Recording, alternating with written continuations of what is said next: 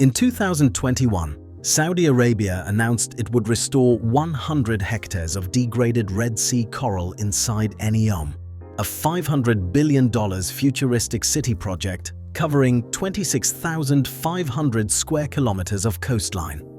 Marine biologists said it was impossible. You can't cultivate corals at scale while simultaneously constructing luxury resorts, industrial zones, and artificial islands on the same coastline. The sediment alone would smother any outplanted coral within months. NEOM ignored them and partnered with King Abdullah University to build what they called the world's largest coral nursery. By March 2023, the first 5,000 coral fragments were deployed onto Shusha Island's reefs. Then, in summer 2024, the Red Sea experienced its worst thermal stress event in recorded history. Egyptian reefs 600 kilometers south saw up to 56% of coral coverage turn skeletal white. Water temperatures climbed to levels that would devastate Australia's Great Barrier Reef. And NEOM's restored corals, cultivated in controlled tanks and outplanted into an active construction zone, were directly in the path. Red Sea corals are different from every other reef on Earth. 20,000 years ago, sea levels dropped, and only the most heat-tolerant corals survived passage through water that reached 32 degrees Celsius or higher. Northern Red Sea corals today live in water averaging 25 to 28 degrees, but their bleaching threshold sits around 32 degrees, roughly 4 degrees higher than most coral reefs worldwide.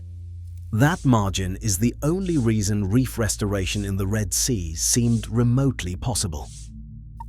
But thermal tolerance does not mean immunity.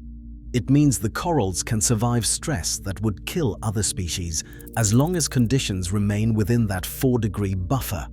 And in 2024, that buffer started collapsing. When you outplant nursery-grown coral fragments onto a reef, you are moving them from a controlled environment with stable temperature, perfect water quality, and zero sedimentation into open ocean conditions where every variable becomes uncontrollable. Studies of coral outplanting in the Pacific found that survival correlates most strongly with temperature anomalies and sediment loads. Survival is highest when conditions are cooler than average. Survival drops sharply when large fluctuations occur in water clarity or particulate matter.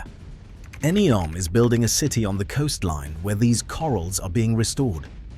The Oxagon Industrial Complex, Cinderella Island Resort, and multiple coastal development sites generate construction sediment that models predict can remain suspended in the water column for up to 1 month and settle 200 kilometers away. The reefs most exposed to sedimentation are located within 10 kilometers of construction sites, exactly where coral restoration is occurring. This creates a paradox that nobody at NEOM publicly addresses. The project restoring corals and the project generating sediment that smothers corals are the same project, funded by the same entity, happening simultaneously on the same coastline. One division of NEOM cultivates 40,000 coral fragments annually in a land-based nursery designed to maximize survival.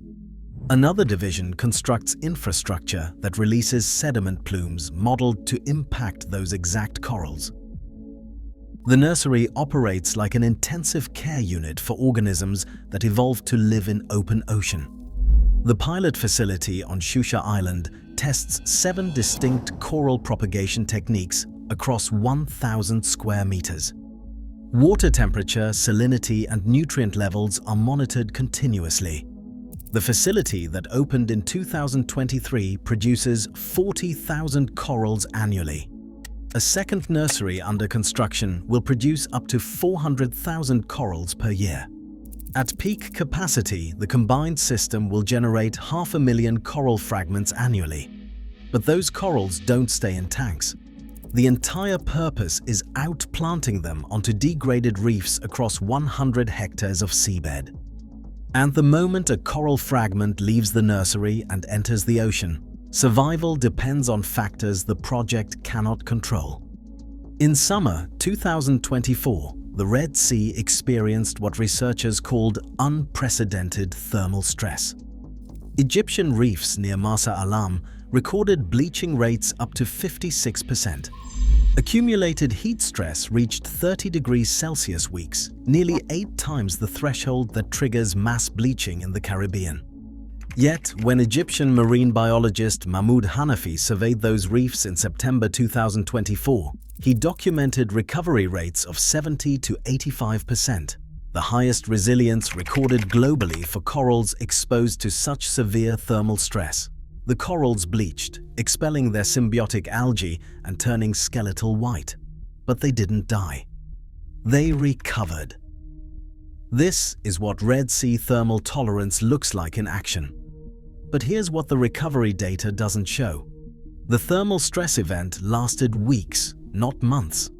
Had temperatures remained elevated even a few more weeks, mortality likely would have exceeded resilience, particularly in more sensitive coral species.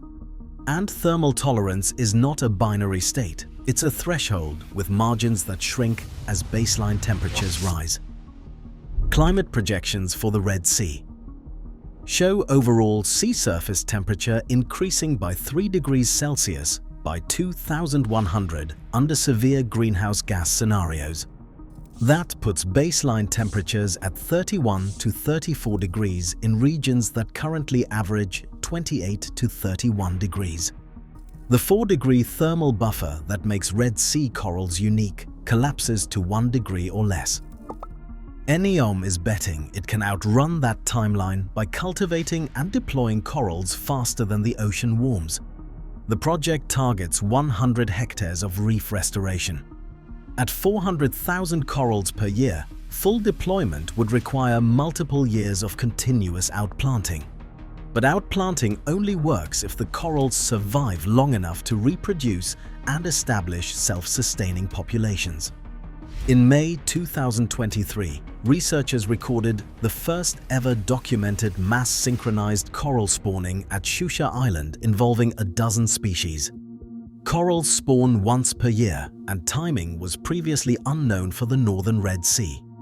Knowing when spawning occurs allows the nursery to harvest genetic material released during spawning events, scaling up coral production far beyond fragmentation alone.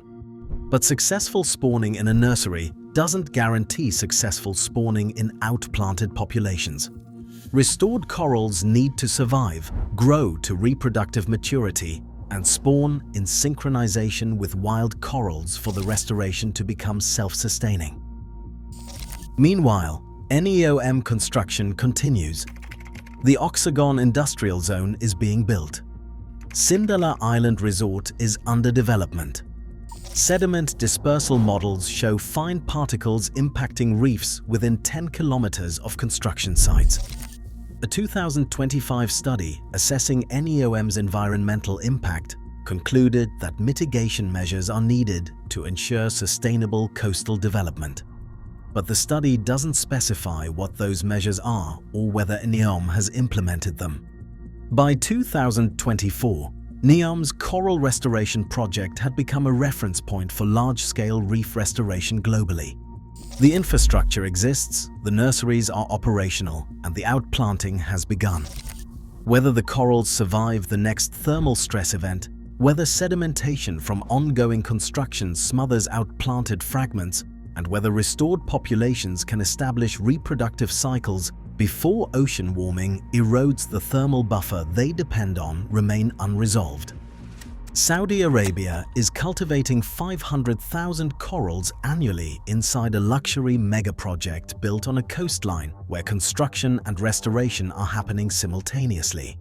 The nurseries are real, the scale is unprecedented, and the assumption that you can restore an ecosystem while actively developing the land around it is being tested in the only place on Earth where the corals have enough thermal tolerance that the experiment hasn't already failed.